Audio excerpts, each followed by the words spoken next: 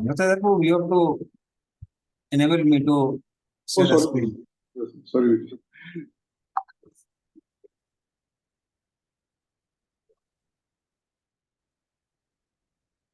Yes, Rohit. Yes. Done, Rohit.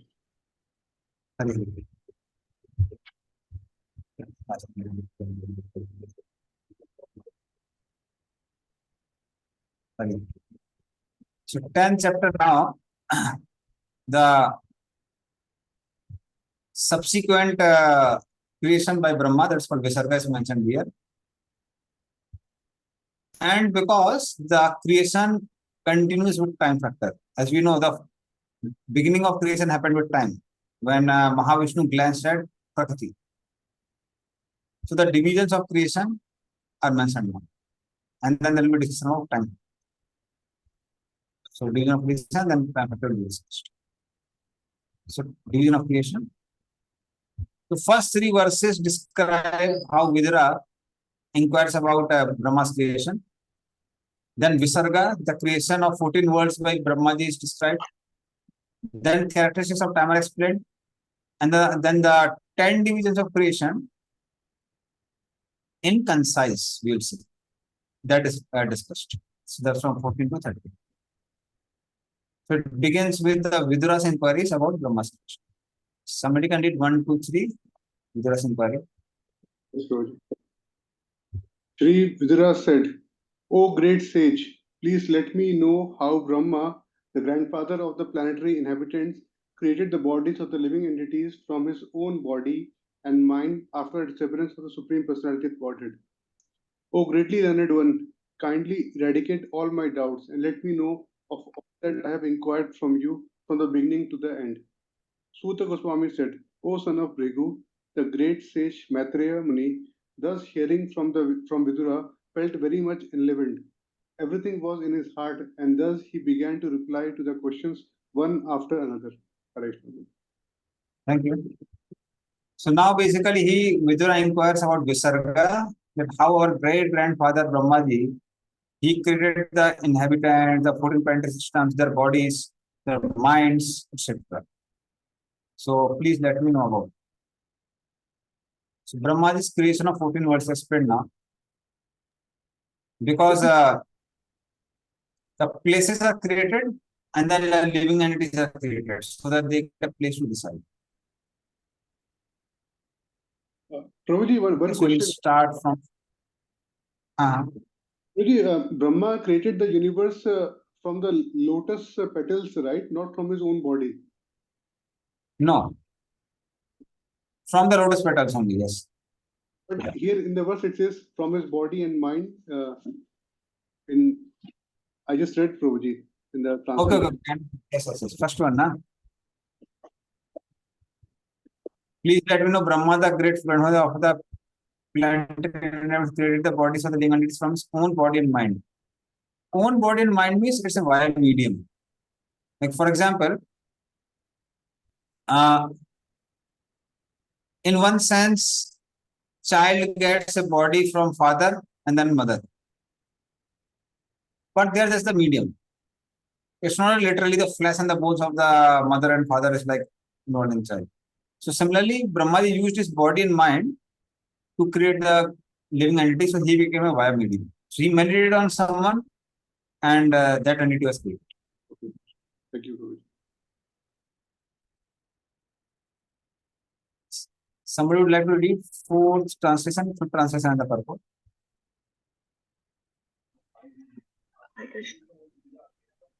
Thanks Hare for. Krishna. Oh, okay. Continue. Hare Krishna Vaishnavas. Dhanavad. Shloka 4, translation. The greatly learned sage Maitreya said, O Vidura, Brahma thus engaged himself in penances for 100 celestial years, as advised by the personality of Godhead, and applied himself in devotional service to the Lord. Purport: that Brahma engaged himself for the personality of God in Narayana means that he engaged himself in the service of the Lord. That is the highest penance one can perform for any number of years. There is no retirement from such service which is eternal and ever encouraging. Hare Krishna. Mother, did you read also? Fifth Prabhuji, I read translation and the both the purport? translations. Okay. Do I read it again? Okay. So, Brahmaji, again he did 100 years of tapasya. And as we were discussing before also, so this 100 years according to Krishnacharya Thakur is 100 years of according to all of us. So he again did tapasya, performed devotional service, and then he saw that how this lotus on which he was sitting is trembling because of the violent winds. So Prabhupada writes in the purport saying that how material world is an illusory place because it causes forgetfulness of the Lord. So for everyone, there would be some awkward situation. So Brahma did the tapasya of the Lord. He was fulfilling the desires of the Lord. He was doing service for the pleasure of the Lord. Lord gave him boons and directions, everything. Despite that, Brahmaji was having a perturbed situation where the entire lotus was trembling. Hare Krishna Prabhuji, I'm So sorry. just I read all. Hare Krishna Prabhuji, sorry for interrupting. I read only the fourth shloka, translation and purport. okay. No problem. Then you can read now, Mataji. Fifth translation purport. Over to Damayanti Mata. Okay, I'll read Mataji. Hare Krishna. Thereafter, Brahma saw that both the lotus on which he was situated and the water on which lotus was growing were trembling due to a strong violent wind. Purport. The material world is called illusory because it is a place of forgetfulness of the transcendental service of the Lord. Thus, one engaged in the Lord's devotional service in the material world may sometimes be very much disturbed by awkward circumstances. There is a declaration of war between the two parties, the illusory energy and the devotee, and sometimes the weak devotees fall victim to the onslaught of the powerful illusory energy. Lord Brahma, however, was sufficiently strong by the causeless mercy of the Lord, and he could not be victimized by the material energy, although it gave him cause for anxiety when it managed to totter the existence of his position. Hare Krishna. So, illusory energy, as we were discussing, creates illusion for everyone. So, Brahmaji, as we were discussing, he was serving the Lord. He got instruction from the Lord. He got darshan of the Lord. He got empowerment of the Lord. So, although all these things were there, still there were perturbed situation or awkward situation for him.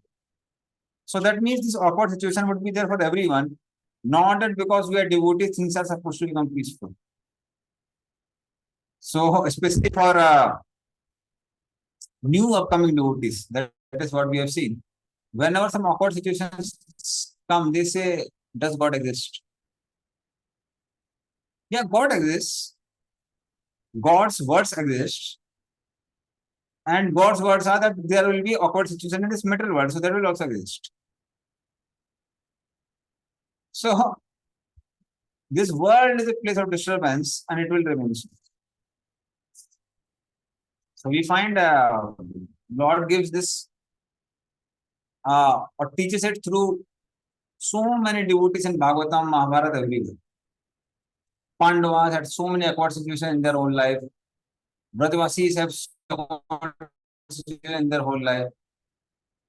When Krishna were there, demons would come and disturb. When Krishna went away, that was even more disastrous. Similarly, Dwarka also, when Krishna went, so many demons would come and attack. So it's like this material world is a place of disturbance for everyone, including the pure devotees. What to say about this? But main thing what we are supposed to learn is how to react to those awkward situations.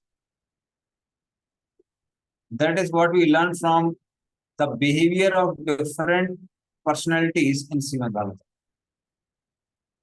The way Vritrasur responds to such an awkward situation that he is supposed to become a demon. The way Parikshit Maharaj responded when he was cursed to die in 7 days. The way Kunti Maharani responded after it's like they were surrounded by enemies from all the sides and Krishna was about to leave.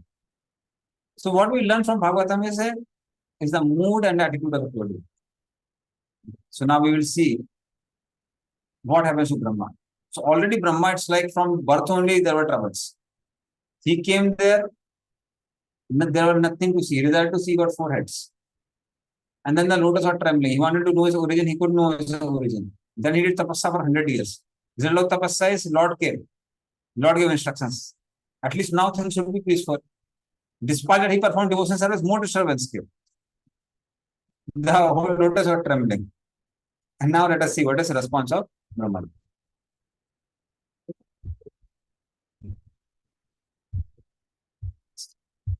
Please read 6th translation.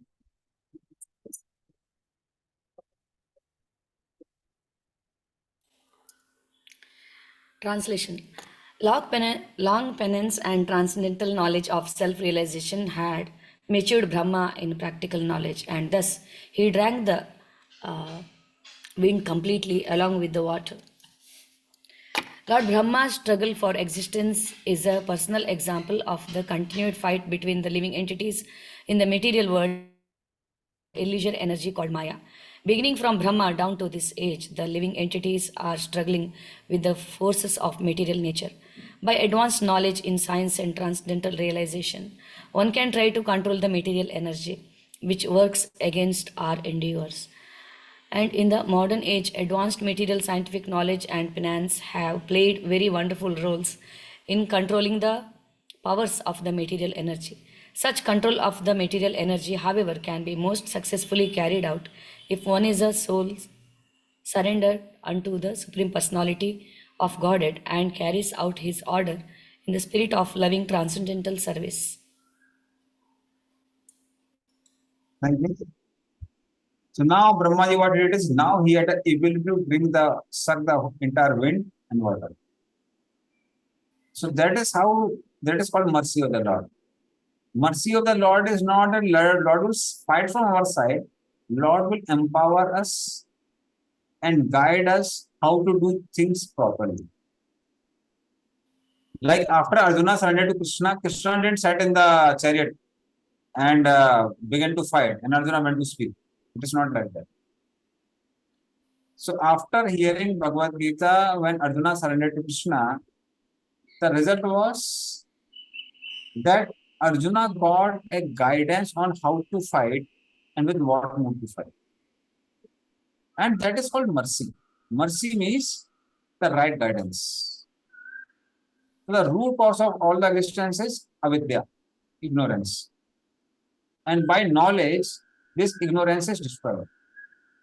So this knowledge given by Krishna, that is called mercy. Similarly, what is mercy of Guru? Mercy of Guru is also knowledge. Mercy of Guru is also knowledge.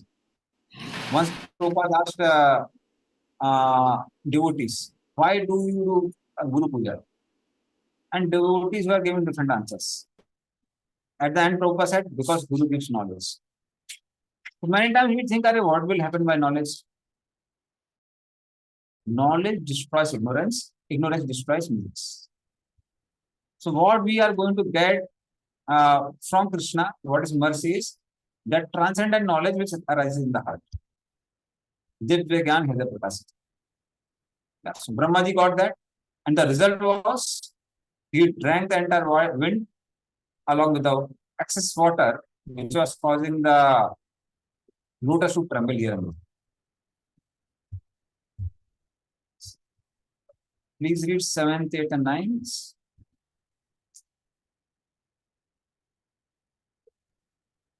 Thereafter, he saw that the lotus on which he was situated was spread throughout the universe, and he contemplated how to create all the planets, which were previously merged in that very same lotus. Thus, engaged in the service of Supreme Personality of Godhead, Lord Brahma entered into the wall of the lotus, and as it spread all over the universe, he divided it into 3 divisions of worlds and later into 14 divisions. Lord Brahma is the most exalted personality in the universe because of his causeless devotional service unto the Lord in mature traditional knowledge. He therefore created all the 14 planetary divisions for inhabitation for the different types of living entities. Hare Krishna. Thank you. So then Brahmaji saw this lotus,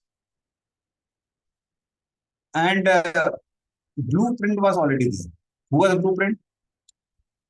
Somebody remember the blueprint? Virat Roop. Yeah, Virat Pursa. Thank you, Virat Pursa. So Virat Rupa of the Lord of Virat Pursa, he was the blueprint. And now Brahmaji was supposed to put things on the right place as per the blueprint. So then Lord Brahma entered the wall of the lotus, the center of the lotus. And then he divided the entire world into 3 divisions and later on into 14 divisions. So 3 divisions are Bhu, Bhuva, Swa. These are 3 divisions. And then later on, he divided them into 14 planetary systems. So I don't know how much it's right or wrong, but the way I studied, it seems to me that actually this wall of lotus is only the Bhumandal. So I didn't read it anywhere. The description looks Correct, very Prabhuji. similar. Correct, Prabhuji. Yeah. So Bhuman, yeah. For me also, like, no, what I saw is the Bhumandal looks like lotus. This also looks like lotus. And the way subterranean heavenly planets are made, it seems that may be there in the wall of lotus. That may be there. So I can't say it very authentically, But but that Prabhuji, is I what have the seems to book be. of Pavan. Sorry, Prabhuji, I have the book of Pavaneshwar Prabhu. They say that the Bhumandal is the lotus. It is there diagrammatically, I can share it. And the subterranean region is in the stem because it's like a pipeline and it's very dark. And then above the world is the upper planetary system. He's shown it diagrammatically. Okay.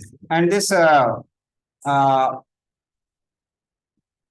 Mount Sumeru looks like the wall of the lotus. Seems so. We are not very sure about it unless until we have some very authentic information, but it looks like that. So, but anyway, it's a question of research. We have to do more research on that. So in this way, he created 14 planetary systems.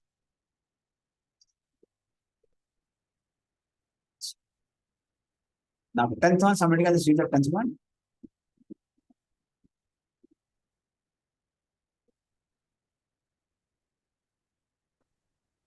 Vidura inquired from Maitreya, O my lord, O greatly learned sage, kindly describe eternal time, which is another form of the Supreme Lord, the wonderful actor. What are the symptoms of that eternal time? Please describe them to us in detail. Yes. Now he begins to ask about time factor. So, because as we said, creation begins with time. So in primary creation, the involvement of time was very clear. Time consists of the glands of Mahavishnu, Mahakal. And now, what is the role of time in the secondary creation? Visarga, that is explained now. Please read 11th, 12th, and 13th. Characteristic of time. Hare Krishna Prabhuji. Shloka 11, Maitreya said, eternal time is primeval source of the interactions of the 3 modes of material nature. It is unchangeable and limitless, and it works as the instrument of the Supreme Personality of Godhead for his pastimes in the material creation. Shloka 12, this cosmic manifestation is separated from the Supreme Lord as material energy by means of Kala, which is the unmanifested, impersonal feature of the Lord. It is situated as the objective manifestation of the Lord under the influence of the material energy of Vishnu. Shloka 30, this cosmic manifestation is as it is now. It was the same in the past and it will continue in the same way in the future. Hare Krishna. So eternal time is primary source of interaction of three modes. That was a part in Sarga, the primary patient. And it's the instrument of the Lord for his pastimes in the material creation, because the entire creation begins to go forward because of time factor. So we give this example before also. Without time, movie is a photograph. Without time, movie is a photograph. So only when photographs are accelerated through time factor, then they turn into movie. Similarly, the creation begins with time and it ends with time also. So this Kal or time factor, it is impersonal feature of the Lord. Why it is called impersonal feature? Because one can't observe time. Time is rather so subtle, it's so difficult to understand time. Like I still remember the days, that time I was very small, maybe something like 2.5, 3 years old, 2 years old. So that time, one of our neighboring elder sister, she was trying to explain me what is a time, what is second, how to count a second. So she endeavored almost for 2 hours. I couldn't understand. It took a lot of time to understand what is time. So she said, say ha. I said ha. And she said, this 1 second. I said, 1 second? How can ha be 1 second? That means anybody saying ha, that is 1 second. And then she was trying another way and another way, trying to explain what is 1 second. So time is very subtle. It's not very easy to understand. Then what to say of relative time? How Brahma has a different time calculation, here is a different time calculation. So anyway, the way I understood time factor is that the calculation of 1 day for Brahma is very long. Otherwise, how will it be opulence for Brahma? So the very reason that it is opulence for Brahma means time factor is same for us and for Brahma, but calculation of the day for Brahma and calculation of day for us is different. And that's why Brahma lives for a very long time and we live for a very small time. Not that Brahma did and here it's like not a lot of time passed. If it is like that, then it won't be just an enjoyment for Brahma. So seems like that.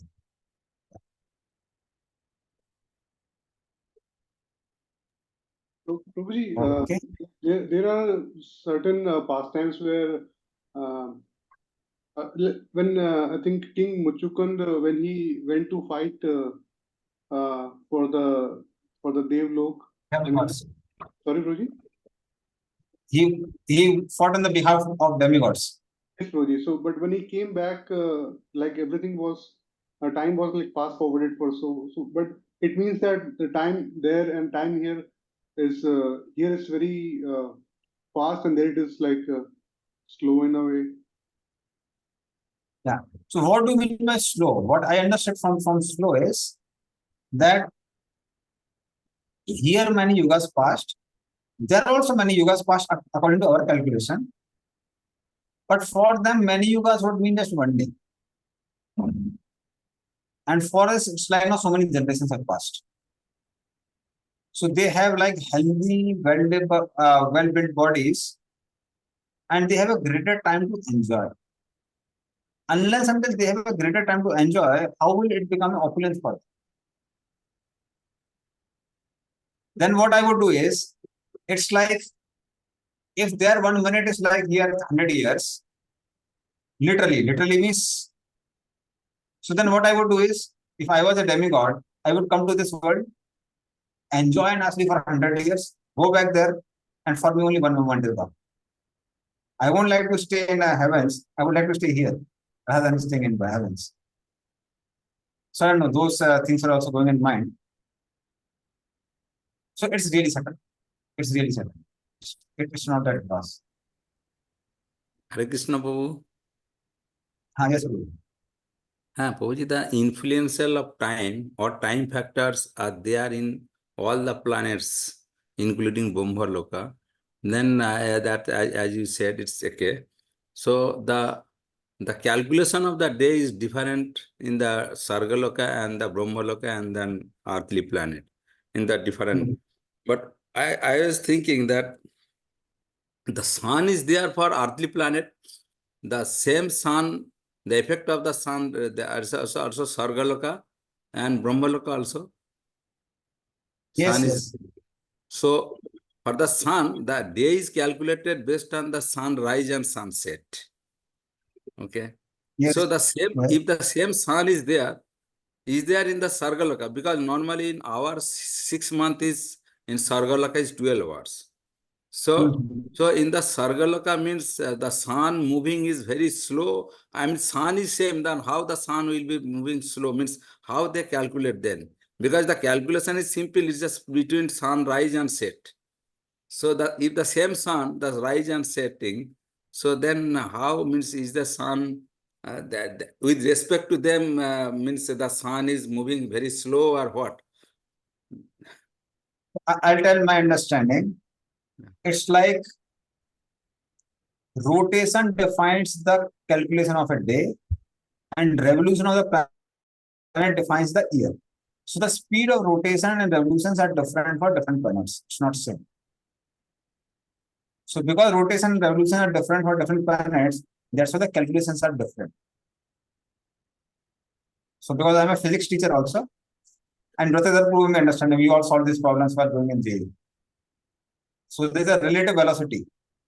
And because of the relative velocity, so because of the relative velocity, the calculation of day is different, calculation of year is different for different planets. It's not same. Okay, this is only because of relative velocity. Yeah, because of relative velocity only. Now we will be, according to our model that is given in the scriptures, it's more of a geocentric. So then we will be saying that the sun is moving around. And current modern science, they said it's heliocentric. So the model is a little different. And certainly our that is more accurate than the current one. But despite that, the phenomena of relative velocity is there. So the phenomena of relative velocity is there. Because of that, there is day-night has different calculation. Like in moon also, that is been accepted by the modern theologians, not theologians, astronomical calculations, that for moon, the duration of day-night, duration of year is different. So it is different for different planets. Yeah, yeah. It's a correct, Bauji. The relative velocity. Yes. Okay, thanks. Thank you. Yes, Subhamai Mata. Hare Krishna Prabhuji, I have one doubt. This in Swargaloka, the days are 15 days are considered as one day, or it's are 6 months considered as one day? Okay.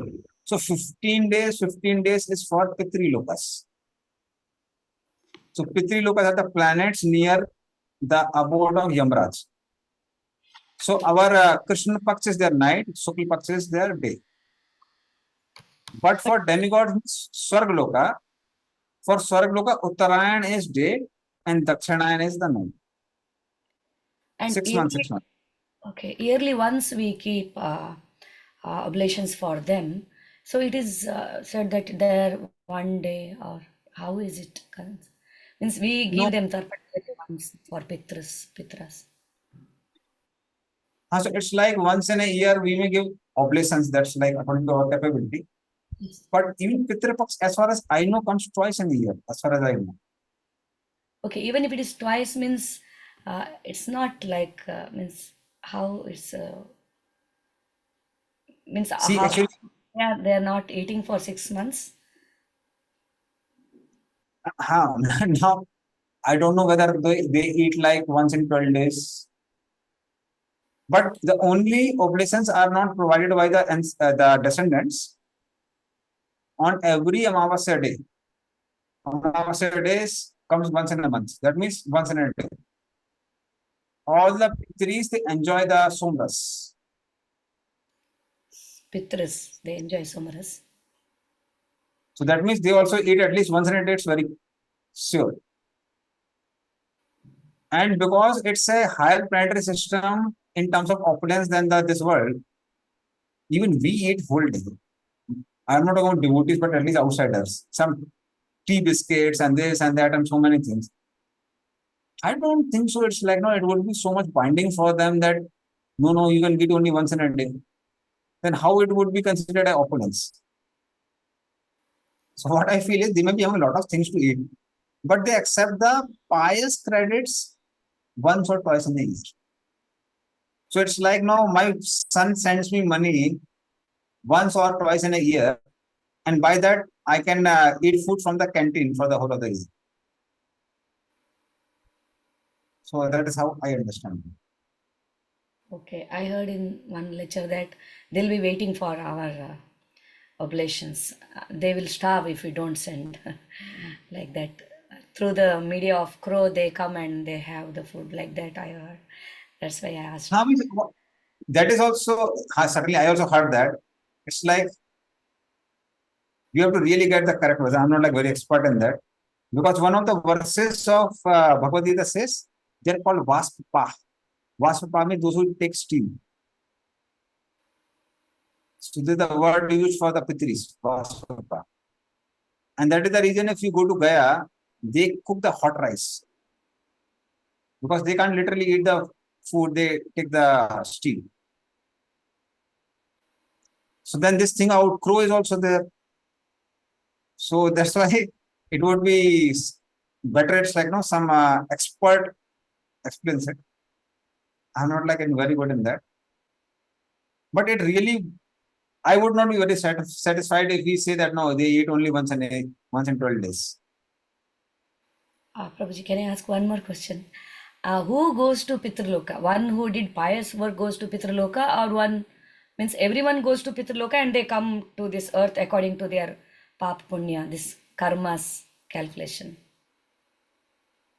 So now I'm not like very expert in that, but I heard from Chatan Charan too. He had done some research on this Pindas and all these things. So what he was telling me that Pitraloka is like something, some heavenly planet which is easily available for anyone who follows the Vedic culture.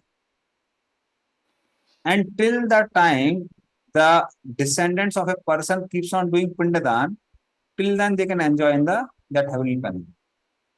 So going to Swargaloka is like very difficult as per Karma Kanda. But going to Pitriloka is not like very difficult. It's not like very difficult. And the very fact it is next to Yamraj's Yamloka, what I heard from my childhood because of the Karmakandi background, what I can understand, it's like more of a enjoyment of a waiting room. So they are supposed to be judged by Yamraj, but Pitriloka and Samyami are next to each other. So they are still awaiting for the judgment, and till that time they get the oblations from the descendants, they can nicely enjoy in Pitriloka. Then after that, they have to go through the entire cycle of birth and death and this and that. And the result is that if somebody does Vedan, they enjoy that and they best for the blessings of a person. So it's like a type of Sarvaloka only. It's type of Sarvaloka. Okay, thank So you. I hope I'm. Yes. Is that true? You have some comment? Yes, Vijay, one comment. So I was generally thinking, not now, but previously, that what if a person dies and he has a lot of attachment to his home, then he becomes a tree in his home, and then the family is doing all the pindadan. Then what happens to that? So I heard that this all gets accumulated in the so-called bank account of that soul, and he can use it later also. So this is what I heard. So even if he's not there, then he can still like save it for future use. Something like this I heard. Okay. So this maybe this reconciles the understanding of myself and Sobamai Mataji. So because I was thinking no that it's like a pious credit, and Mataji was thinking that no, they immediately come and eat. But it seems from Brother Pru's question is that okay, they may not immediately eat, then they can save it for the future. They can save it for future. So maybe it is like that. But we also heard that they enjoy nectar in the on the dark moon day, that is Amavasya. So from there we understand Amavasya comes like 12 times in a year. So it comes from 12 times in a year. So it seems that they have other sources of their nourishment also apart from this nourishment. So now whether it's food or punya and this and that, we are not very sure. Vratidhar Prabhu's answer Prabhuji, is there are very people who are, encompassing. Prabhuji, if somebody is not going giving the pindadan for their ancestor, then Then you will get curse. You will get a curse that no, I want to enjoy and you're not giving me any enjoyment. For non-devotee family, it's very, very bad, Prabhuji. I mean, I think if you don't do that, for non-devotees, it is like very serious issue. Prabhuji, even I have seen even the devotee also. Sometimes they said that in the Bhagavatam, the verse is there, no? Then They means worship if you are doing the strong devotional service, then no need all these things. Correct? So means it's automatically it is done. Sarva क्या सर्व कर्म कृता है कृष्ण भक्ति कहले सर्व कर्म कृता है चैतन्य Charitamrita also saying. But that I understand that is for the pure devotional service, not like the mixed devotional service. Okay, see, actually, different devotees have different level of understanding on that. Some devotees are there who think that I am not so pure, let me do all these things. Some devotees are there, those who are very confident, okay, although I may not be pure, at least I am performing the path of pure devotional service. That's why I don't have to do. So different devotees have different understanding for that. But we have to understand one thing is that Pindadan is actually speaking more of a karma conductive. So the best thing is if you can give Vishnu Prasad to your ancestor, then there is no problem. If you can give Vishnu Prasad to everyone, why not give to the ancestors? So that mentality would be like a better mentality for devotees than just fearing the curse. So Jananavas Prabhu was telling me that one of the devotees, he got a dream of his ancestors where his ancestors were chastising him like anything. That your descendant is nicely chanting Hare Krishna, but he is not sending any facility here. So you are suffering and we are enjoying so much. So very difficult to conceive. So best thing is the way we give Mahaprasad to everyone, we can offer them Mahaprasad also.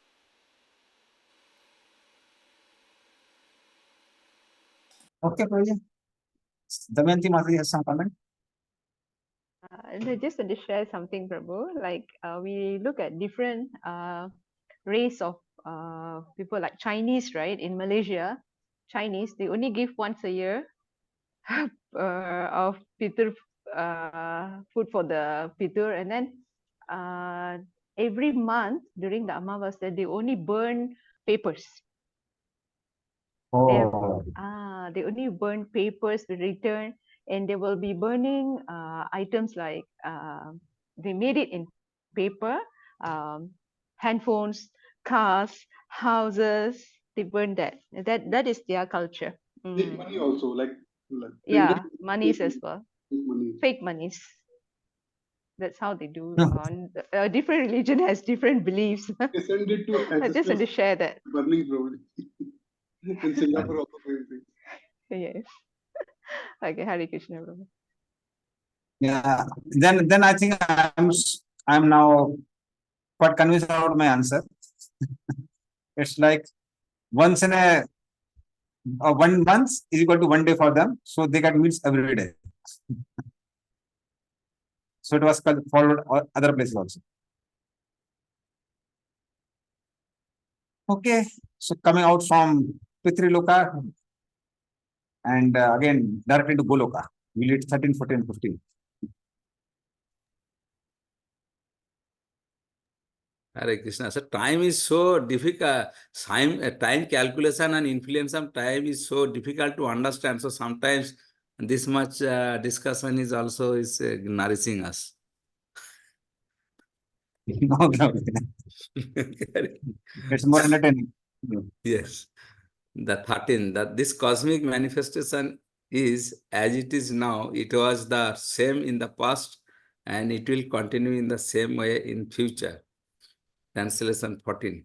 There are 9 different kinds of creations besides the one which naturally occurs due to the interactions of the modes.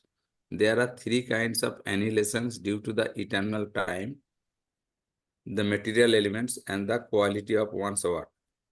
15. Of the 9 creations, the first one is the creation of the Mahatattva, the sum total of the material ingredients, wherein the mode interact due to the presence of the Supreme Lord. In the second, the false ego is generated, okay, in which the material ingredients, material knowledge, and material activities arise. Thank you. Okay. So this almost you can say concisely repeating the Swarga part, the primary creation part. So verse number 13 says that how creation is cyclic.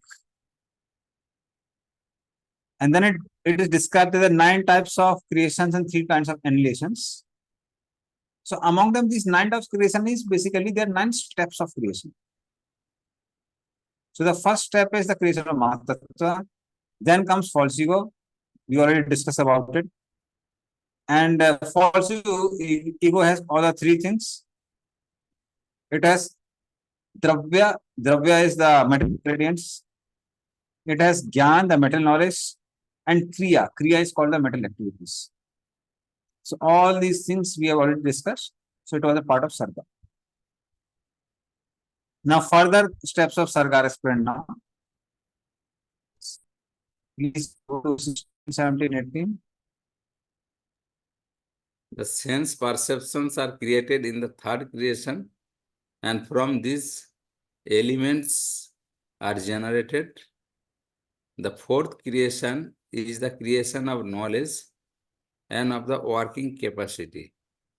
Prabhuji, in the third creation, there is the knowledge is also there, no? So in the Ahankara, it is already in the knowledge, because in the ingredients, knowledge and activities are there already. So again in the next... See, actually, yeah. See, third step was talking only about, not third, I would say second. Second was talking about the generation of false ego. And the characteristics of false ego was given. That false ego has Dravya Sakti, Kriya Sakti, and Gyan Sakti with it. That was explained in the text number 15. Now in text number 16, 3 divisions of false ego they are explained. So third one speaks about the false ego in mode of ignorance. Because from false ego in mode of ignorance comes sense perceptions, and then the 5 primary elements, earth, water, fire, air, ether. So that is explained. The fourth creation talks about the portion of false ego in passion. Not passion, goodness. From that comes knowledge. Okay, and Kriya Sakti. So this is not goodness. This is passionless. This passion. Now goodness will be explained as the 5th step. That is 5th creation. The 5th creation is that of the controlling deities by the interaction of the mode of goodness, of which the mind is the sum total. The 6th creation is the ignorant darkness of the living entity, by which master act as a fool. What is this? Master. Okay. So, yes, 4th one was the mode of ignorance portion of false ego. 5th creation is the mode of goodness part. So, the 3rd one is the mode of ignorance part. 4th is the passion part. 5th is the goodness part. And 6th one is the creation of avidya. So we will discuss about it in chapter number 12. So when we go to chapter number 12, we'll discuss about that in detail. Sasarjagram tamisram atamisamadgrit mahamoham cha moham cha tamaschagarna vrittaya. So it is talking about Igyan vrittis. Agyan vrittis are created by Brahma basically. So the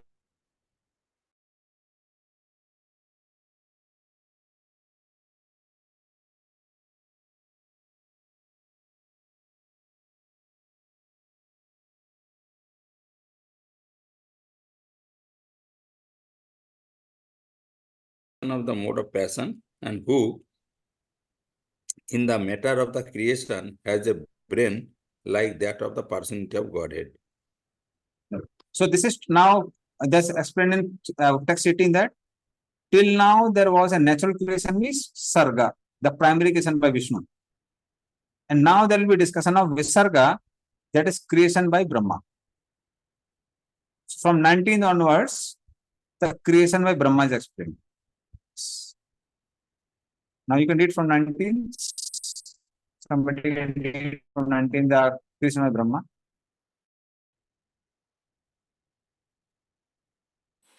Hare Krishna.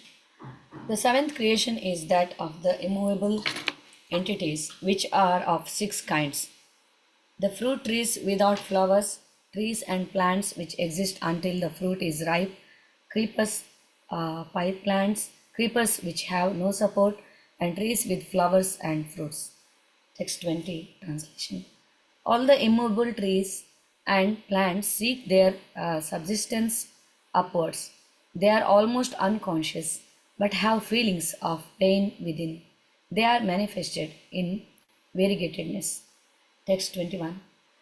The eighth creation is that of the lower species of life, and they are of different varieties, numbering 28.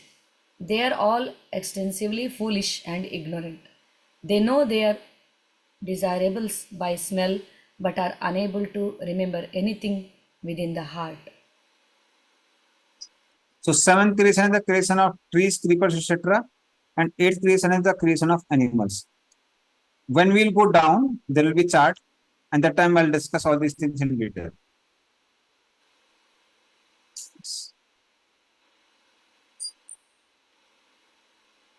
(22, 23, 24).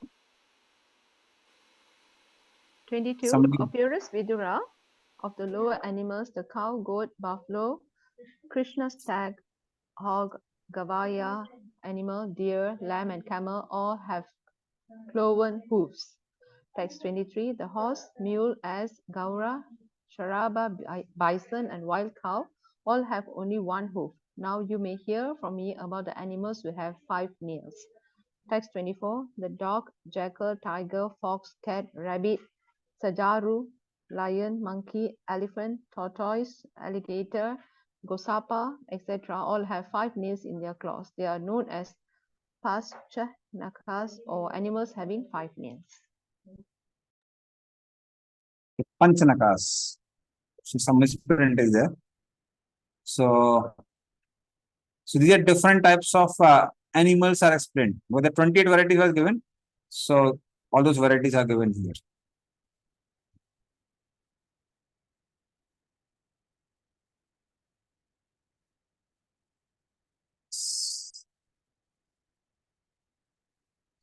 (25, 26, 27).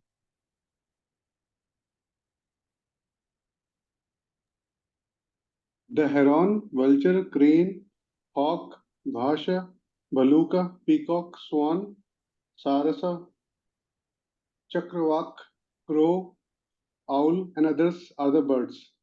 The creation of the human beings who are of one species only and who stock their eatables in the belly is the ninth in the rotation. In the human race, the mode of passion is very prominent. Humans are always busy in the midst of miserable life, but they think themselves happy in all respects. 27 also, Roji? 27 also you can read. Oh, good Vidura, these last three creations and the creation of demigods, the 10th creation, are Vaikrit creations, which are different from the previously described Prakrit natural creations. The appearance of the Kumaras is both. Paresh. Yeah.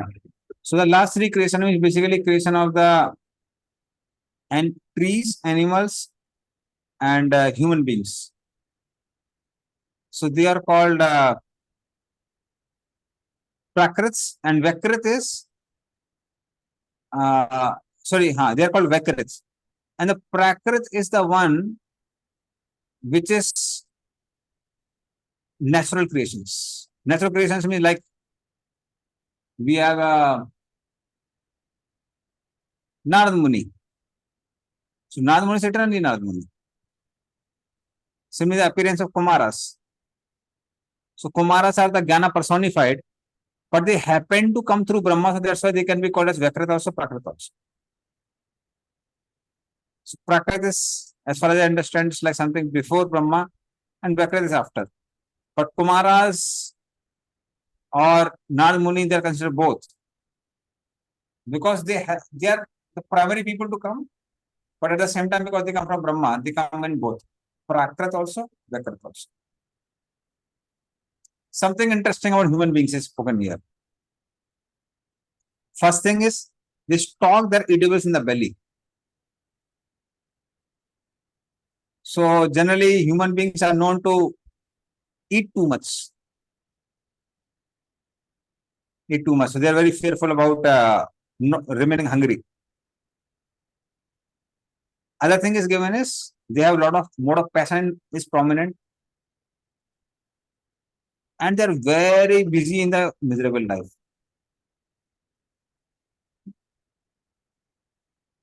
गृहेषु कूटधर्मेषु दुःखतन्त्रेषु अतनिर्ता कुर्वन् दुःख प्रतिकारं सुखं मन्यते गृही. So especially those who stay in the household life. So for them, what is happiness? Happiness is if you can counteract all the miseries. That is considered the happiness. You are feeling very hot, put some AC. Sometimes family members are sick, you show to doctor, you are very happy. Some things are unclean, you clean them, you feel very happy. So that is how humans are known for being very busy and working very hard. And the reason is because they have a lot of insecurity. They think that we need to stock things for the future, otherwise we will not survive. So they work very hard for that. So that's 27th. Now the creation of demigods is explained now, which is again a part of Vakrit only. So please read 20, 29, 30, and then we'll explain all these things in detail. We'll discuss these things in detail. Hare Krishna. Shloka 28, 29. The creation of the demigods is of 8 varieties. The demigods, the forefathers, the asuras or demons, the gandharvas and apsaras or angels, the yakshas and rakshasas, the siddhas, charanas and vidyadharas, the bhutas, pretas and pishachas, and the superhuman beings, celestial, singles, etc., all are created by Brahma, the creator of the universe. Shloka 30. Now I shall describe the descendants of the Manus. The creator Brahma, as the incarnation of the passion mode of the personality of Godhead, creates the universal affairs with unfailing desires in every millennium by the force of the Lord's energy. Hare Krishna. Thank you. So we had already discussed Kal, Bhav, and Guna, how they are created.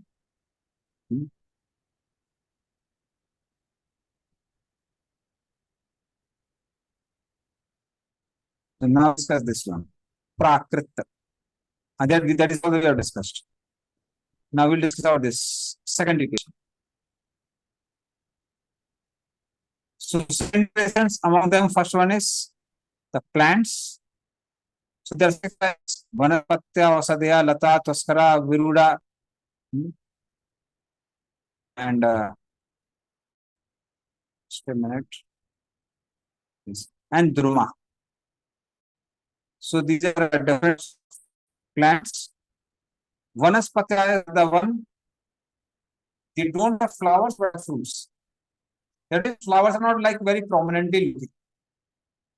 but then fruits are generated. Also, the plants which come once in a year, grow once in a year. Maybe gooseberries come with that tree. Then lata are creepers which need support. Then there are paskaras, bamboos, hollow plants. Viruda is they have stiff trunk, so they don't need any support. And Durma are the one which are flower bearing plants. So some plants are known for fruit, some are known for flowers. So those which are known for fruits are called Durma. And those who don't have very prominent flowers, but only of fruits, they're called Vanaspatya. Okay, so these are different types of plants. What are their characteristics? First one is consciousness is not very evident. So they don't express their feelings very easily. We can't understand them very easily. Then nourishment is upward. Upward means we give water and fertilizers at the root, and then nourishment goes from down to up. So it's upward nourishment. But they do feel pain when they are cut, although their consciousness is very much covered, and they have unlimited varieties. Unlimited varieties. And that is the reason generally we don't cut trees in Vedic culture. Prabhupada had a big fight for saving one tree. I think it was in Juhu, as far as I remember. So municipality people wanted to cut it, and Prabhupada was like, no, I won't allow. So there was a big court case. And then the last judgment was, no, it won't be cut. So we don't cut trees. So this is about plants and trees.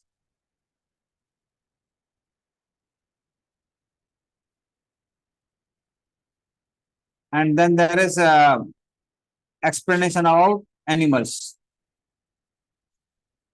So who are animals? Animals have horizontal nourishment. It's like dog is standing on the four legs. He eats from mouth, and the nourishment goes through the horizontal position in the same level. So that is about those who are animals. There are two hoof, one hoof, 5 clawed, then there are birds are there. And then there is no concept of future deliberation. So they're just concerned with their immediate needs. I am hungry, so I would eat. I am fearful, so I would fight. So in this way, they're just thinking about eating, sleeping, mating, defending only. So they're preoccupied with eating and sleeping. And they understand their needs by smelling. So they are known for smelling. You will see that now dogs smell and find their food. So one dog finds a food, saves it under a mud. Other dog comes and smells it. Oh, food is there. He eats the same chapati or something like that, and then they have a big fight, big quarrel. So that is about animals. Then characteristics of human beings. They have downward nourishment. They eat from mouth, and the nourishment goes down. They're very passionate in nature, dedicated to work, and they feel happy even in distress. You see outside people and say, are you suffering? It's like many of our book distributors have this experience. So book distributors are very convinced that the whole world is suffering, so we should distribute books. But people who purchase books are not convinced. So it's like you go and tell a person, you are suffering. The person says, it seems you are suffering, that's why you're distributing books. So even if they are very miserable, they think they are very happy. And they are generally of one type.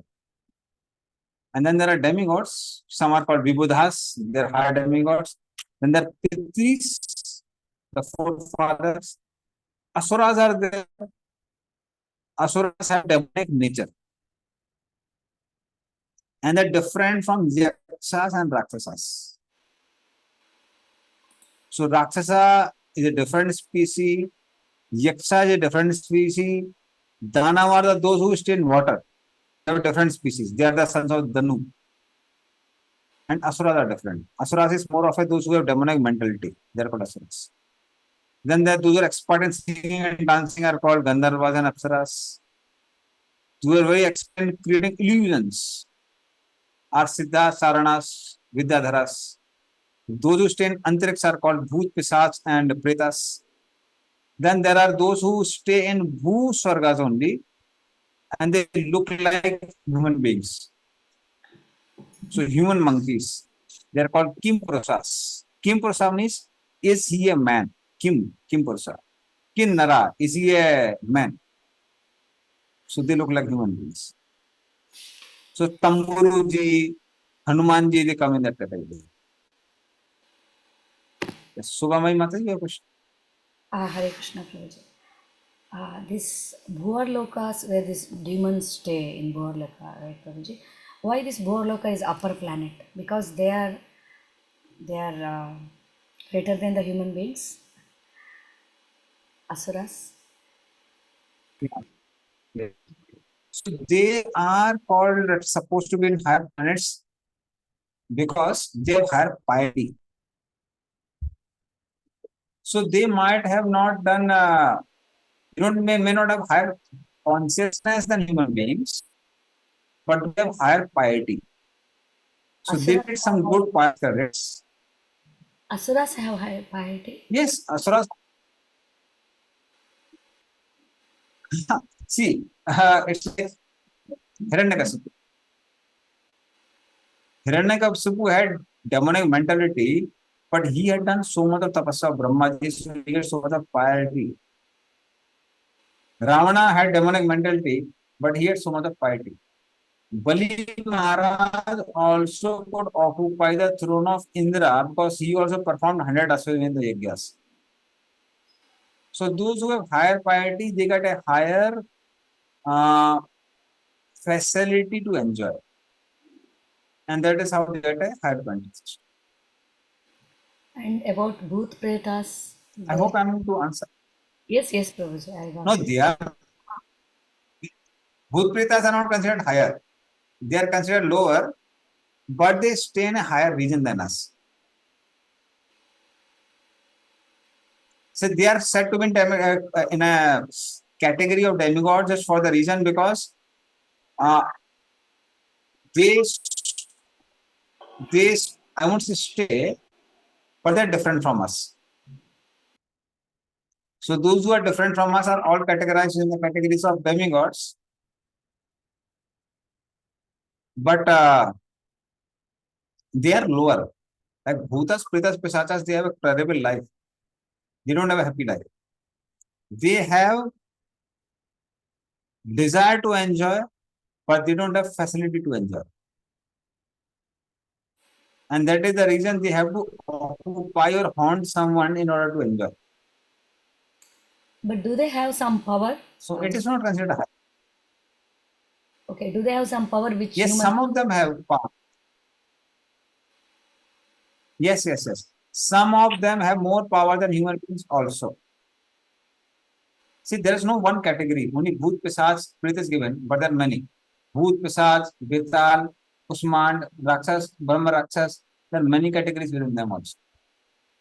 And each of the categories have different powers. And within each category, each individual has different level of power. Like human beings also now. Some human beings are weak, some are strong, some are wealthy, some are poor. So similarly, among them, each individual also has different level of power. But Brahma Rakshasas are extremely powerful. Extremely powerful. So I don't know how much we should discuss here. But in our Newtown temple, so one astrologer from Madhva Sampradaya came there.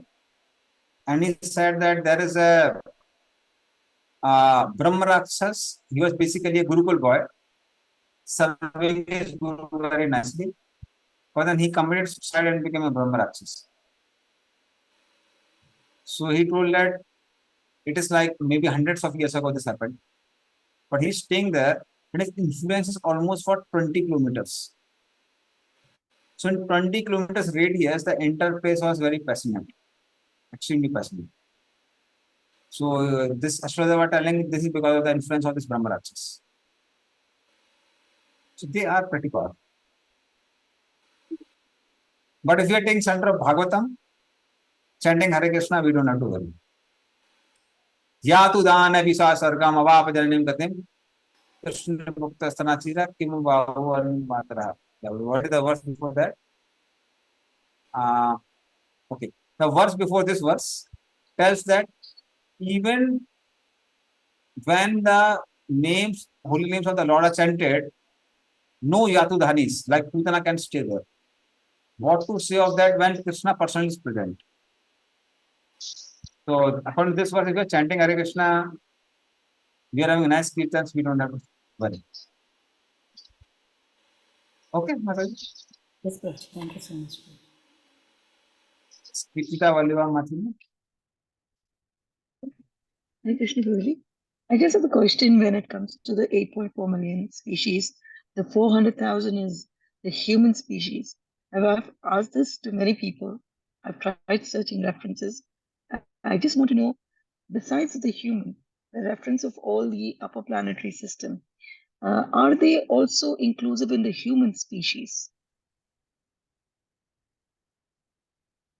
As far as my understanding is concerned and my conversation with Rupa disciples is concerned, they said yes. Yeah. So those Okay, who have thank you so much. human-like form also come in that category. Because if you see in Thank the you. Shloka 28-29, only in one category, the celestial Gandharvas, they sing superhuman beings, but not for the other categories. So I was just wondering. Okay, thank you. Thank you, Prabhuji. Thanks. Hare Krishna Prabhuji. Chaturlakshani Manushaha, it is in Padma Purana. So that Chaturlaksha means 4 lakhs of human beings are there. So it's including upper planets also. Is it so? Yes, yes. Alajanava Stavaram. Yes, yes, yes, yes. The Chaturlakshani includes human beings also in higher planetary, sorry, demigods also in the higher planetary systems. So those who have human-like form are included in that, including demigods. Those who have human-like form, including the demigods, are included in that Chaturlakshani. Okay. Thank you. So it excludes the Bhuta Pretas. Can you repeat it? Excludes? The Bhutas and Pretas and Pishachas. No, Pishachas have human-like form. No. Bhutas and Pretas. Actually, Bhutas, Pretas, Pisachas, they are called one leg. Ek pada. One-legged. So ek pada is ek padi. That means because of one leg they can't balance themselves, so they have to stay in some hollow bamboos or some trees like that. And that is why those who know karma generally the pujaris or the astrologers tell them that you have to put some people tree. Plant some people tree in the Samsan Ghat and then you'll get relief from this problem and that problem. And the reason is that these Bhutas Pesasas, they take shelter of these trees. So they are not included, but Indra, Chandra, Vayu, Varun, all these people who look like human beings, they are included in that category of human beings. Okay? Okay, Prabhuji, I just want to share. I read one interesting article. That's Prabhuji. Both are Pishachas, like Pretas Pishachas, and he calls Pishachas as the witches or like the vampires. So he had written that there on the Google. Okay.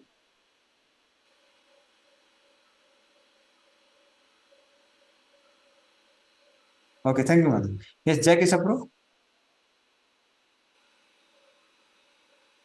I am just still thinking what Savamai Mataji asked you the question, how come the demons become demigods in the category of demigods?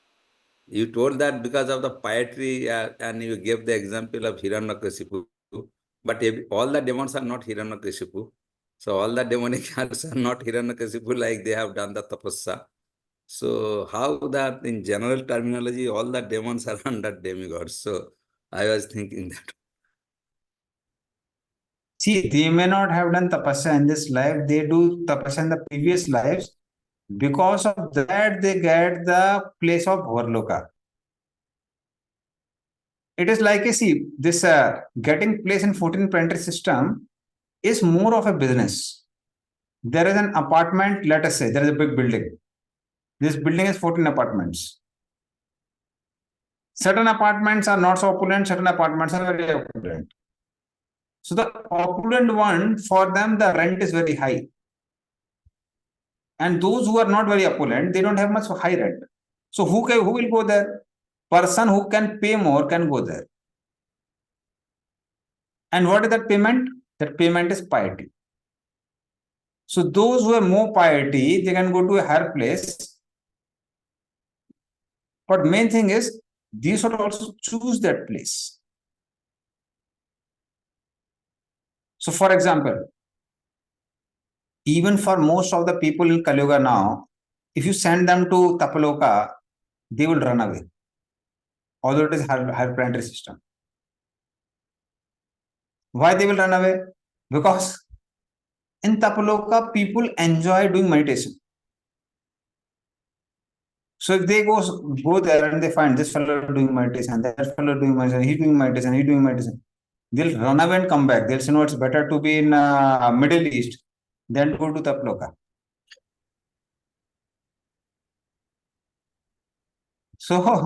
So it's like, so it depends on both.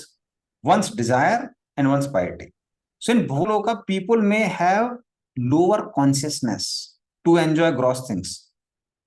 But then they have higher piety. So that is there. So 14 planetary systems are arranged in such a way that a person can fulfill all one's material desires. Or Maharloka is a place where perfected one prastis go. So why it is given there? Because in Maharloka, they keep on doing yagyas all the time. So they get enjoyment for doing yagyas and staying in a family. Husband and wife stay together and they keep on doing yagyas and they enjoy that. Now, if gross materialist is sent there, no, he would like to not do yagya, rather use the fire for smoking and drinking. He won't be doing yagya there. So for those who are gross materialist and they want to enjoy, generally Bil Swargas are there. We learn that in 5th canto. So in Bil Swarga, there are gross enjoyments. You can drink small, no strong liquors. If you go to Sarloka, they will give you somras. And the people of Middle East won't like it. Or any other place. Middle East. People won't like it. So if they go there, they'll see somras, which is like a very subtle beverage which gives you which brings you to mode of goodness. They won't like it. So they'll say, no, we want something stronger. So if you want something stronger, then go to lower planetary system or come to Earth. So you won't get that in the higher planetary systems. Or somebody goes to higher planetary systems, Swargloka, and then they're see that Apsaras are dancing and some Sastric Sangeet is going on and they're showing different mudras. They'll say, what is this nonsense? We want some rock and pop and some jazz or something like that. So then they won't be happy there. But if they go to Bil Swargas, in Bil Swargas, the entire light is given by the monies on the head of the serpents. And there's no sunlight there. It makes a perfect scenario of a dancing tech where you can nicely have a studio. Like you'll find in, I have not gone there, but I've just seen in the movies and here and there that they have some places where people dance. It's full of darkness and then some lights going here and there. So that environment is fully available in the Bilswargas, which are underground. So people who want such enjoyments and they have piety, they can go there and enjoy. So having nice discourse. Prabhuji, your voice is breaking actually. Okay. Not clear. I don't know whether it is only for me or for other sons. No, no, the voice is breaking, so maybe your internet connection is disturbing. So actually, I'll connect another one. So just give it some time.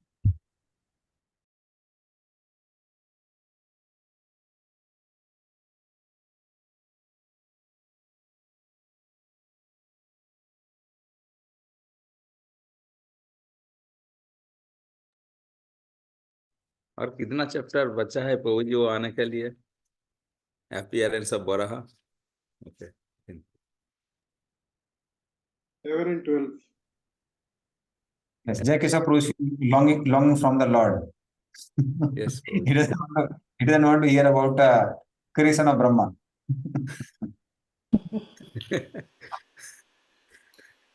So your 1 second is our 1 day. Okay.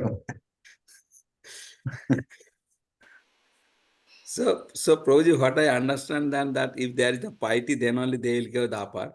Otherwise, they are going the lower. So that means the demons are there in the. Of course, the demons are there in the lower planetary system also, and the piety people who are the demonic nature, they are going also upper planetary system.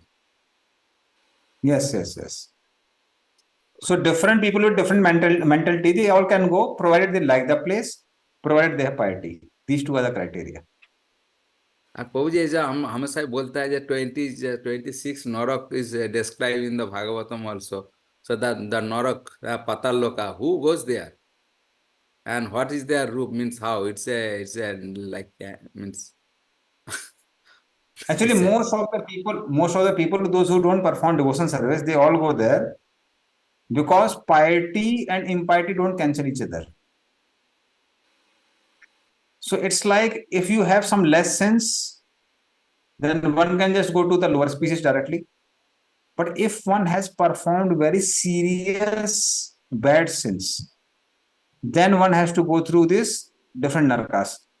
So these narkas are situated below the Patal Loka, the lowest planetary system.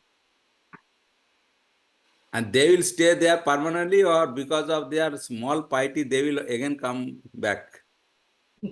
See what? Even if they have small piety, they will come back, and they will stay there till their sins are exhausted.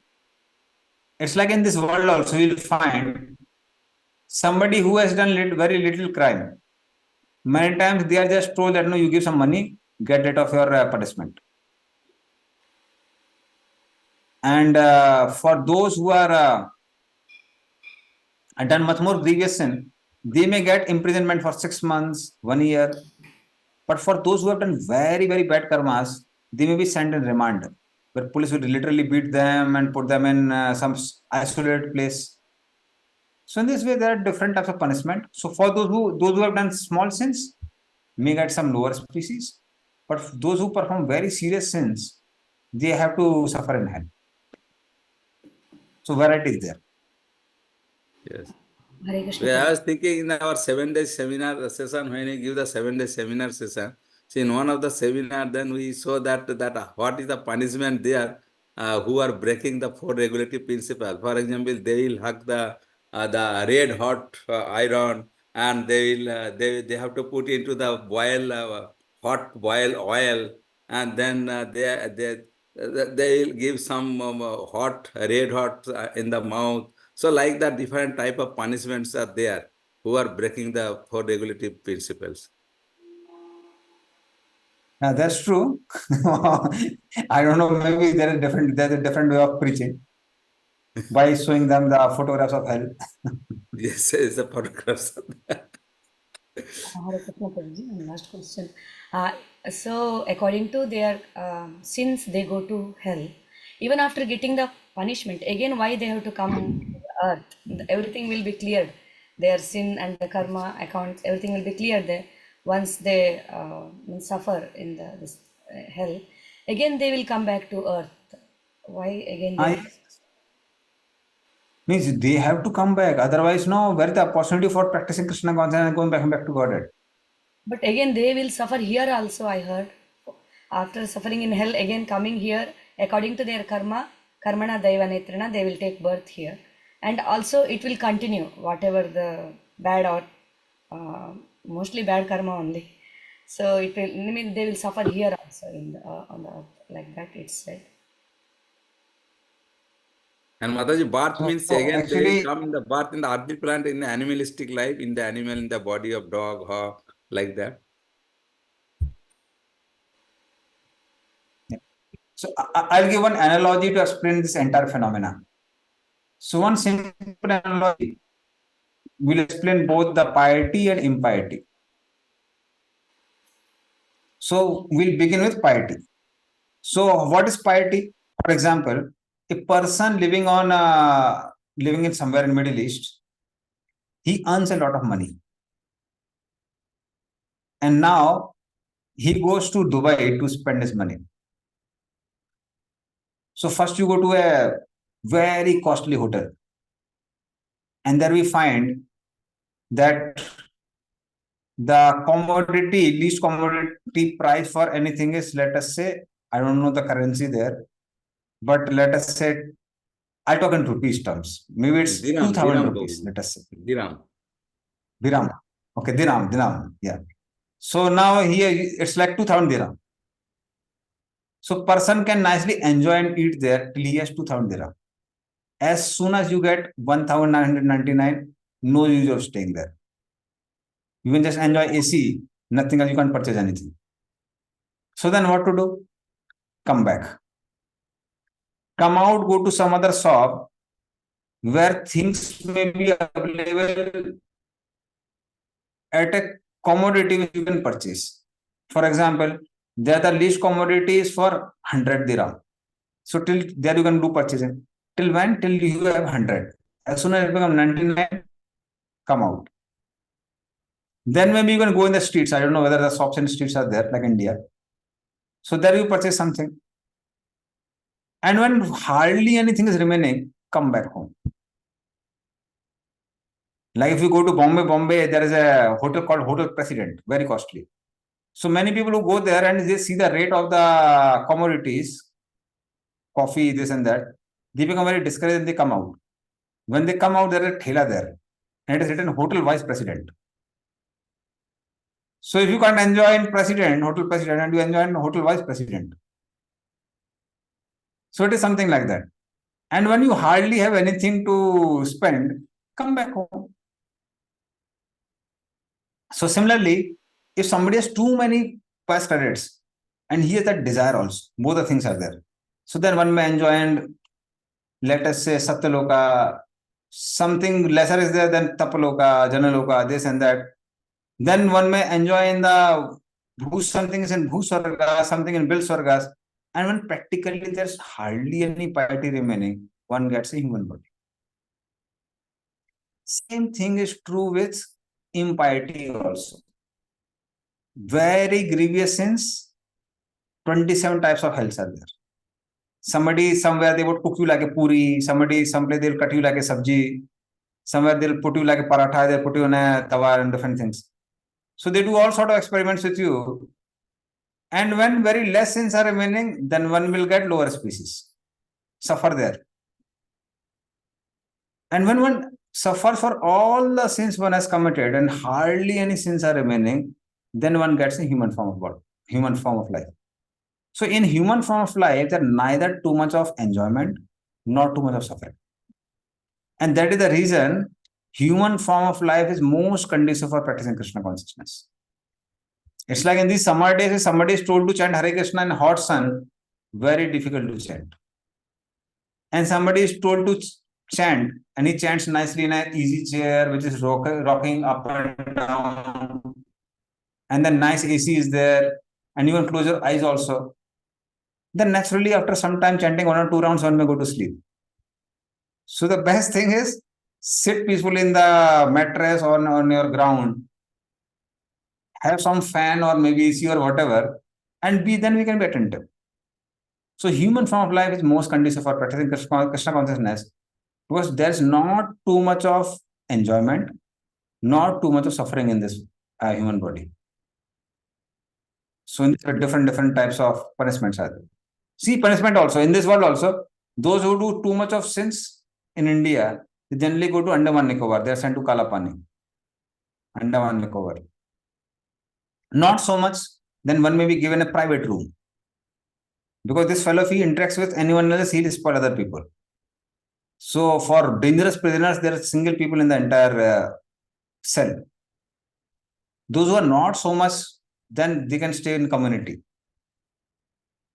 Those who are much more lesser sins or lesser offenses, they are even allowed to go in the playgrounds, and there is a temple also within the jails. They can go in temple also, and they can do different things. Quite a good amount of independence is there. And for those who do very least offense, they are sometimes given only financial punishments. 2,000 rupees, you just give to the court, that's all. Things end there. So in this way, there's variety in this world also. Then similarly, there's variety in the jurisdiction of Yamaraj also. So Yamaraj also does like that. So I hope that clarifies things more elaborately. Thank you so much, because people ask this question when I'm taking class. I don't have answer I don't know how to answer them. That's why I just asked you. Thank you so much, Prabhuji. Hare Krishna. But now you are satisfied? Yes, Prabhuji. Hare Krishna. Yes, Babuji. Thank you. So law of karma. Yes, lost. But anyway, chant and be happy, that's all. Yes. Neha vikramana swasti pratyavayu na vidyate swapapesa dharmasya trayate mahto vaya. If little bit of devotion service, one is saved from the greatest death of falling into the lower species. So we don't have to worry. Lord Chaitanya is very merciful. Now we'll go to text 11. So Jai Keshav Prabhu was fascinated about time. So there's entire chapter about time now. Chapter number 11. Oh, 11. Yes. So chapter number 11 is the calculation of atom. Oh, one chapter finished. Yes. So because we are also very eager to for arrival of Varadev. So Visarga actually not much, too much of details are required so much. So time factor. So verse 1 to 11 talk about different divisions of time. Time has small divisions and bigger divisions like matter. In matter we have atom, hexaatom, and the Parmanu Mahan is there, the entire world together. Similarly, in time factor also there are different divisions. And then there is Vidura has inquiry about those who live beyond one kalpa. One kalpa is one day of Brahma. So then there is a calculation of yugas, duration of manus, destruction at the end of kalpa. Kalpa is basically 12 hours of day of Brahma. That's called one kalpa. Then Brahmaji's lifespan is explained. And then it is explained that how even Brahmaji's lifespan is so insignificant. It is just exhaled in lingam of Mahavishnu. So such an insignificant time. So that inspires us to go beyond time and go to spiritual world. Somebody can read text 1, translation and the purport.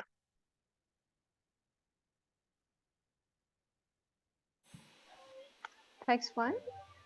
The material manifestations, ultimate particle, which is indivisible and not formed into a body, is called the atom. It exists always as an invisible identity, even after the dissolution of all forms. The material body is but a combination of such atoms, but it is misunderstood by the common man. Purport.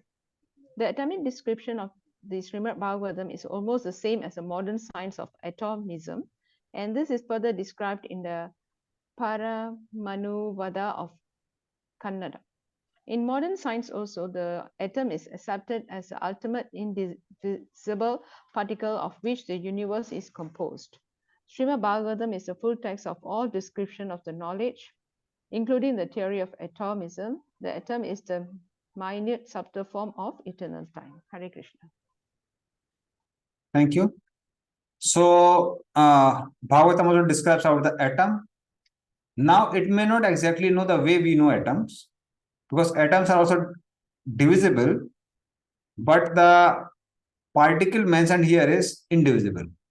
So, atoms can also be broken into electrons, protons, neutrons, etc., etc. But as far as a Vedic definition of atom is concerned, the smallest indivisible particle. So that's called atom.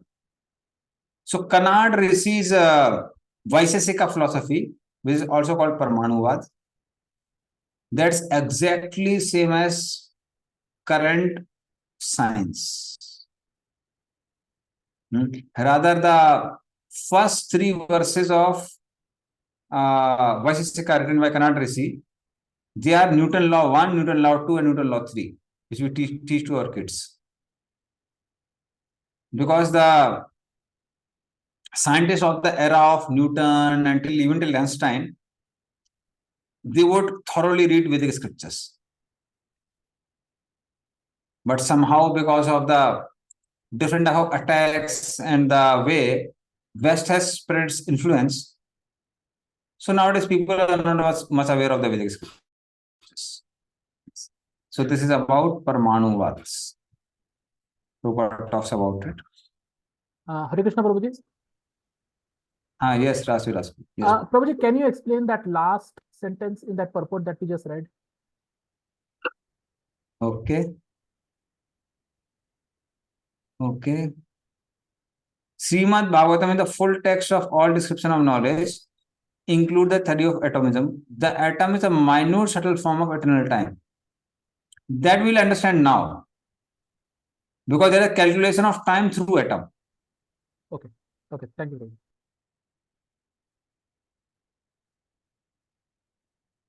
We need 2, 3, and 4. Hare Krishna. Atoms are the ultimate state of the manifest universe. When they stay in their own forms without forming different bodies, they are called the unlimited oneness. There are certainly different bodies in physical forms, but the atoms themselves form the complete manifestation. 3. One can estimate time by measuring the movement of the atomic combination of bodies. Time is the potency of the Almighty Personality of Godhead Hari, who controls all physical movement, although he is not visible in the physical world. 4. Atomic time is measured according to its covering a particular atomic space. That time which covers the unmanifest aggregate of atoms is called the great time. Great time, yes. So, bodies are made up of atoms from one perspective, as I said. According to Sankhya, which is explained, water, fire, air, ether, and 24 elements were discussed in the previous chapters. Now there's another way of defining things that's based on atoms. That is also mentioned here. So the entire world,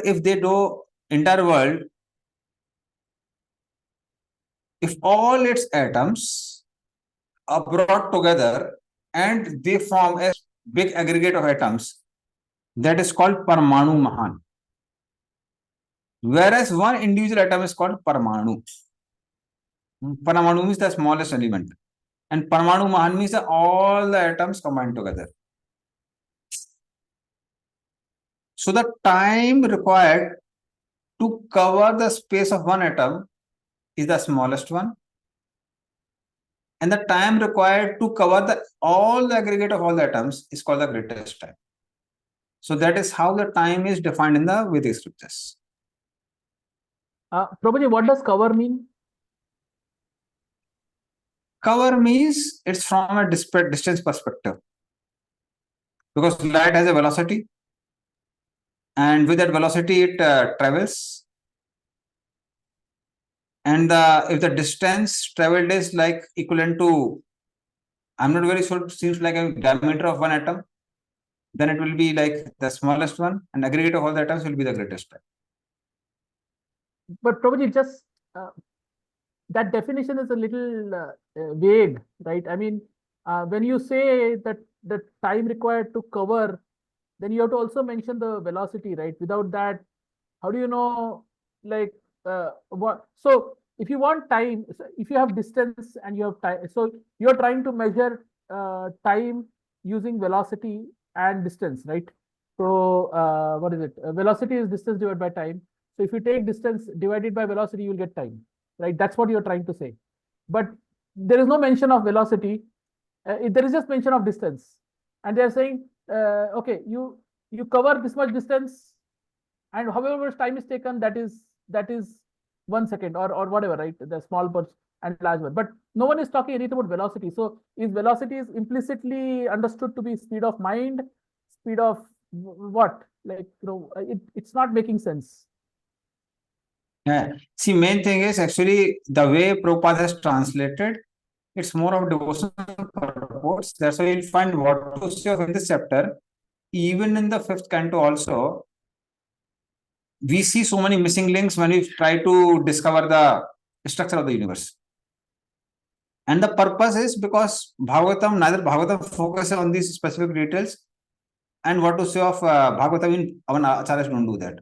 There are some devotees, I think it is Ishan Gauraprabhu. Yes. So he had done a lot of research on Sanskrit, etc. And he was trying to like find out the value of gravity and different things from Bhagavatam verses. Because in Sanskrit, one verse has many meanings. So now just because I am not able to understand, you are not able to understand, the reason is because Prabhupada has given more of a bhakti purports rather than these specific details. So it may be there in these verses only, and we are not able to understand. Okay, Prabhuji. Okay, Thank you. Rasulas? Yes, Prabhuji. Yeah. So I am not aware. I can say very clearly. Like even now, there will be a discussion of calculation of time. So I asked this from Dhananjay Prabhu. Dhananjay Prabhu was passed out from IIT Kharagpur when I was born that year, and he's a big scientist in ISRO. So when he was attending my Bhakti Vaibhava class, I asked from him, Prabhuji, did you try to make this apparatus? Then he said that many data are missing. So he honestly accepted that.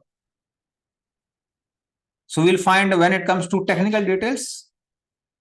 So these technical details in Bhagavatam, in some places, they are really very vivid. Like we'll find in chapter number 31, the description of the movement of living entities in the movement of living entities. So in that, in which day what develops as per Bhagavatam and the modern gynecologists, it's same. But when it comes to calculation of time, structure of the universe according to 5th canto, things are not very clear because we are not like very expert in Sanskrit, or we are not technically very sound also. So that is the reason I personally heard it from either Bhavanantru or someone, I don't remember now. Prabhupada said that we should engage some Sanskrit Pandits to do more analysis on the 5th canto so that we can get the description of the structure of the universe. And he said, now we can get someone from Madhva Sampradaya. Madhva Sampradaya people are very expert in Sanskrit. So these things may be there, but main thing is we have to learn the Sanskrit and try to figure it out. Yeah. Yes, Prabhuji. Thank you, Prabhuji. Okay. Yeah. Yes, we can read 5, 6, 7 now.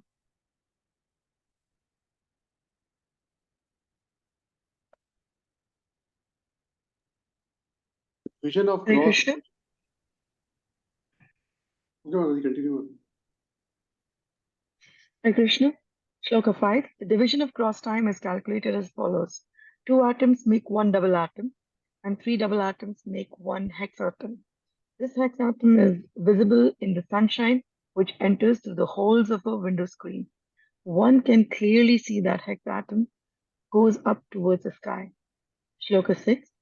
The time duration needed for the integration of three prasaranas is called a truti, and 100 trutis make one Veda. Three Vedas make one Lava. Shloka 7. The duration of time of three lovers is equal to one Nimesha. The combination of three Nimeshas make one Kshana.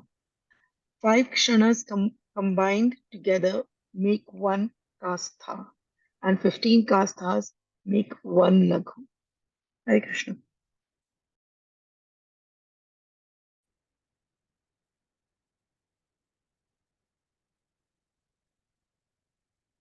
Thank you. So in this way, the explanation is given. Two atoms make a double atom. Maybe I don't know exactly what is referring to, but maybe two atoms make one molecule, something like that. Then there are hexaatoms, and that is written that these hexaatoms are visible when we look through the window screen. Some small ray of light is there. Something which looks like going up is actually a hexatom. And in this way, they multiply again and again and have different terminologies. Mostly, I have a table here, and we'll learn it through table. Yes. Somebody can read it now. 8, 9, 10. 15 laghus make one nadika, which is also called a danda. Two dandas make one muhurat, and 6 or 7 dandas make 1/4 of a day or night, according to human calculation. The measuring pot for one nadika or danda can be prepared with a 6 pala weight 14 ounce pot of copper, in which a hole is bored with a gold probe weighing 4 mass and measuring 4 fingers long. When the pot is placed on water, the time before the water overflows in the pot is called one danda. It is calculated that there are 4 praharas, which are also called yamas, in the day and 4 in the night of the human being. Similarly, 15 days and nights are a fortnight, and there are 2 fortnights, white and black, in a month. Hare Krishna. Thank you. So I was trying to figure out how to measure the diameter, because 4 mass is a weight, 4 fingers are like distance, and we already have the density of gold. So when we do mass per unit volume, we'll get the cross section area, and then we'll put a whole of that cross section, and then we'll see how much time it takes to fill that entire vessel. And by that we'll have some calculation. But then I was asking our Dhananjay Prabhu, said, no, it seems that some data is missing, because he tried to make that apparatus. So I don't know. So it's like, but this is a Vedic apparatus. It's a Vedic apparatus. Yes, Subhamay Mataji. Hare Krishna Prabhuji, in 3.11.1, it is told that atom is the smallest and it is means indivisible particle which is constitutes matter. But nowadays scientists who have found that the particles like the electron, proton and neutron, even more smaller, right Prabhuji? Yeah, see, actually, that's what I'm saying. The definition of atom in the modern science and the way it is given in the scriptures may not be same. It may not be same. And the reason is that the definition of Anu is something the smallest indivisible particle. Now, if atom was indivisible, we will call it as atom. If not, we will call it something else. But the main thing is, when you want to convey something in Sanskrit in a language to a people where it is Malaysian language, basically English language, you don't find a better word than atom. Like even if we talk about Atma as soul, the meaning of Atma as soul is the worst meaning. Because according to the Christian tradition, humans have soul and animals have no soul. Now you can't call it as Atma. That means they have no understanding of what is Atma. But because there is no better word than Atma, sorry, better than soul, which people can understand, that's why our Acharyas have explained Atma as soul. So there's a flaw of language basically. And because of that reason, Bhakti Siddhanta Saraswati wanted to have a big dictionary which will explain the Vedic terms in an English language. And that is way back in 1920s and 1930s. It's like before freedom. When he estimated that the expenditure of the entire dictionary will be in lakhs. So when he approached King of Manipur heard the project and he became very excited. He said, I'll give the entire expenditure. But when he heard the expenditure, he said, I can't give full money. It's too much. Because in those days, one devotee was getting 4 rupees, and that was the expenditure of all the Gaudiya Mats all over India. So you can imagine lakhs of rupees. So even today, there's a place called Gita Bhavan. I was in Calcutta at that time. So a professor along with his 2 assistants is further continuing the work of dictionary. Then Bhakti Saraswati as well. So after that, maybe we'll get a proper understanding of what exactly means by Anu. Currently, we don't have a better language to explain. Okay, so my message. Okay, Prabhuji. Okay, thank you, Prabhuji. Hare Krishna. Yes, Bhakti. It's a technical query, Prabhuji. So when we say 4 fingers long, Prabhuji, I understand that the body size of humans compared to Satya Yuga to this Yuga, Kali Yuga has been decreasing, Prabhuji. So when we say 4 fingers long, it is referring to which Yuga? Because we also know that this Bhagavatam has always been there. It's like always present. So which Yuga is of people it is referring to, Prabhuji? See, again, now there's also a problem with the verse. Not verse, I would say the English language. So when Prabhupada is writing like 4 fingers, that's the best way to explain that particular unit in English language. So what does it actually mean in the Vedic culture? So all these problems are there because these streams of Vedic knowledge, they were not passed down the parampara. Let me go a little political now. In a political angle. Because I learned a lot of things from history, not the way it is represented in the textbook of India today. They're all false. So what had happened is way up in the history was that all the knowledge was coming down in the Vedic tradition. But then what happened in the course of time?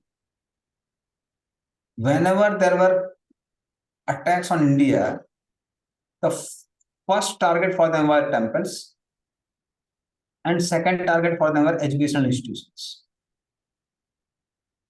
So in Kerala alone, there were 1,700 gurukuls, just 200 years back. So all these gurukuls were thoroughly destroyed. And because of that, the many branches of science which are prevalent in India, we all are destroyed in the course of time. Like those who are barbers, they knew the art of treating the bones.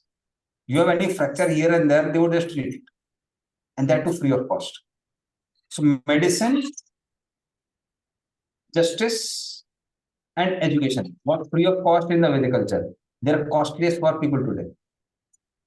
And when these 3 things are free of cost, grastas don't have to worry about anything. Those who really have that Brahminical inclination can very peacefully stay, read scriptures, and spend their lives. So judgment is extremely costly today. Sometimes generations disappear, judgment doesn't come. Education is very costly today, and medicine is very costly today. But these things are given like free of cost. And Bhagavatam gives a very beautiful analogy. Bhagavatam says that in the forest, if a particular path is not tread, people don't walk in this path. then while grasses grow, therein the path is lost. Similarly, those scriptures which are not read by people again and again and contemplated, that knowledge gets lost in due course of time. So Bhagavatam, why Bhagavatam is so much preserved? Because Bhagavatam is the only Vedic scripture which has the highest number of commentaries. After Bhagavatam, it is Padma Puran. And other scriptures, hardly there are any commentaries on that, because people don't do read it, people don't do analysis on that. And that is why all other branches of science are practically disappeared. And I was telling before, like this Kannada Rishi's Vaisesika, first three verses are Newton's law 1, 2, 3. We are not aware of that.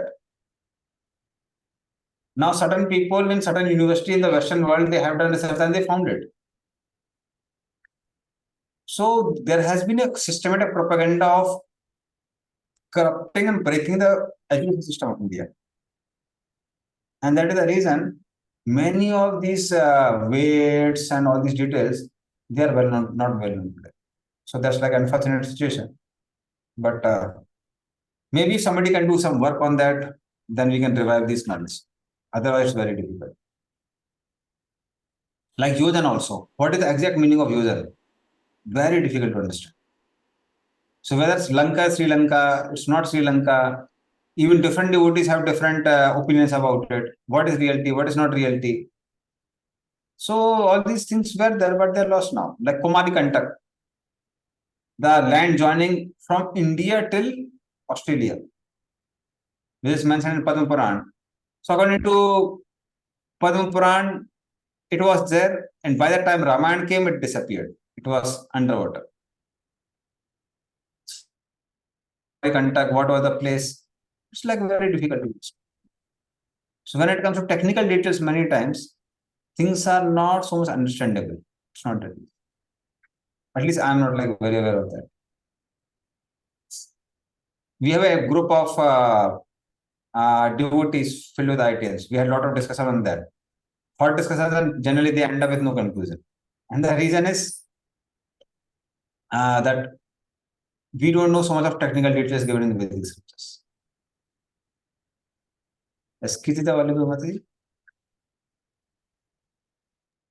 Hare Krishna Prabhuji, I just want to go back to Shloka 8, where they're talking about dandas. So I've read about day and night, there are 60 dandas, right? And they hear it saying 2 dandas is equal to 1 muhurta. 1 muhurta is 48 minutes.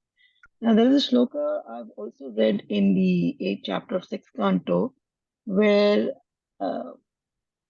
1 ghatika, like we see the day and night is divided into 6 portions of 5 ghatikas.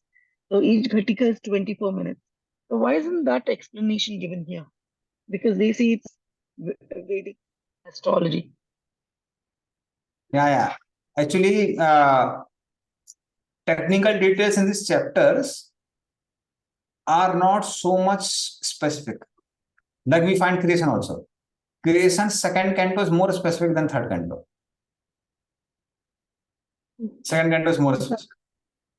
Similarly, in some sections of Bhagavatam, certain technical details are given in great detail. Certain places, so much technicalities are not bothered about. So if you go in 11th canto, there is some description of time and all these units are there. Not entirely, but some. It's more technically sound. So that it's more technically sound. So some places it's like very technically sound, some places it's not very technically sound.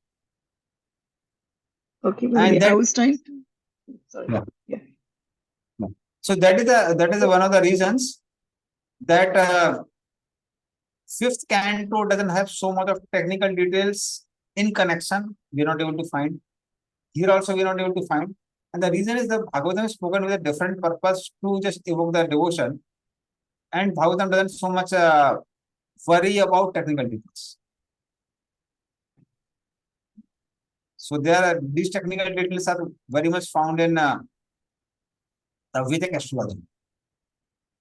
These are Vedic astrologers. In those books, it's given great precision. Here it is not given in so much precision. Okay. All right.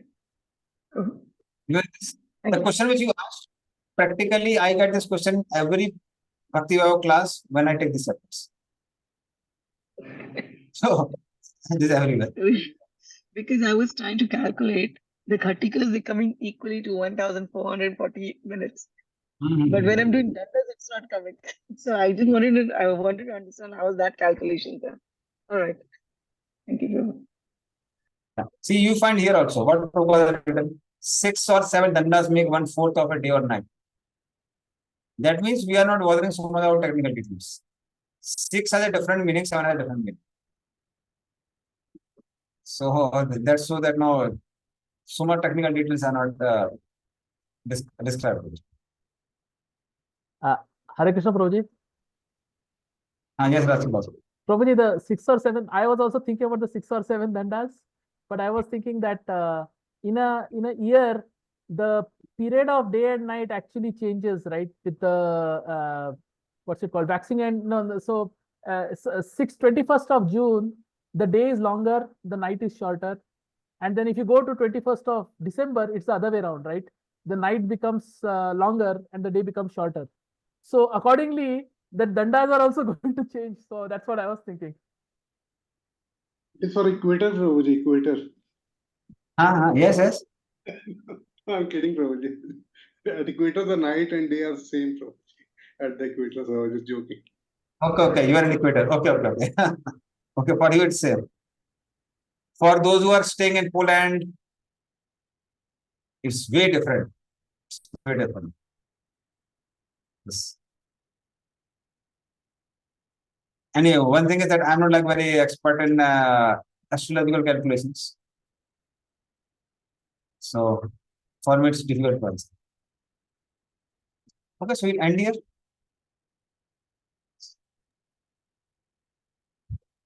Chandra, Srimad Bhagavatam ki Jai.